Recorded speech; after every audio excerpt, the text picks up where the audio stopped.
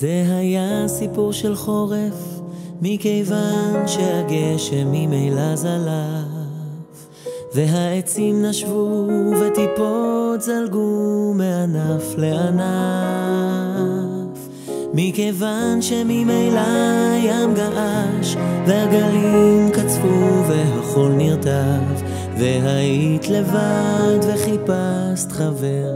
זה היה סיפור של חורף, לא יותר. זה היה סיפור של חורף, מכיוון שהלילה ממילא קפא, והעננים עטפו כוכבים קרים, והיית כה יפה.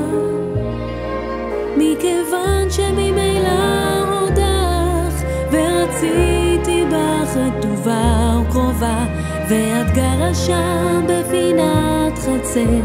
זה היה סיפור של חורף, לא יותר.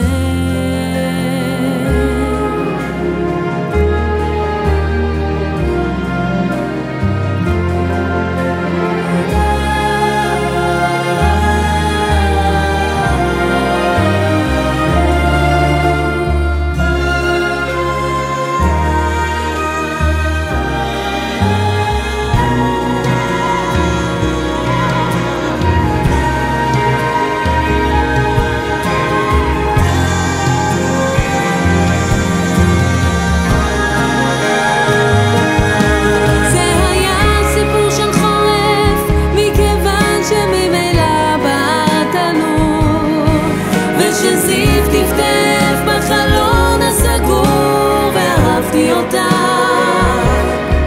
מכיוון שממילא שכבנו שם, והנחתי ראשי על שדך הרך, ונכנס חלום בעניין אחר. זה היה סיפור של חורף, לא יותר. זה היה סיפור של חורף, מכיוון שהשחר ממילא עלה, והגשמים שתקו והקשת נפלה לשלולית הכחולה,